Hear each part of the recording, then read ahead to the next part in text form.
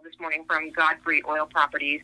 They called to let us know that they lost about 40 barrels of produced water and 100 barrels of crude oil. All into Elm Creek near Bridgeview Resort in Medill, about a half a mile away from Lake Texoma on Thursday. Sarah Terry Cabo with the Oklahoma Corporation Commission says the crude oil and a byproduct of oil and gas with a high salt content leaked off a work site.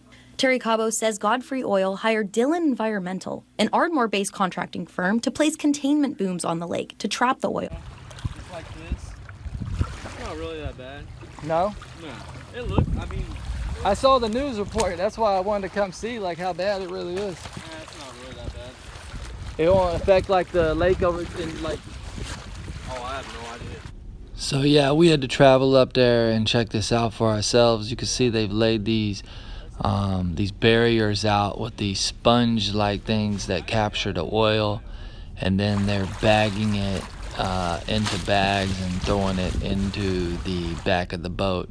All of this is oil, and I want you to hear the comments from the Army Corps of Engineer guy speak about the high levels of oil production around the lake that people don't even know about. How will this affect the future water supply for North Texas and southern Oklahoma? This news report didn't mention anything about the ecological or health effects. James Vincent, an environmental specialist with the Army Corps of Engineers, says the oil had been leaking since sometime last night. Oil production equipment associated with oil production upstream began leaking sometime last night and resulted in the spilling of oil. This is not something that we ever wish for, but they do happen. There's more oil and gas production around the lake than most folks realize. They do happen. There's more oil and gas production around the lake than most folks realize.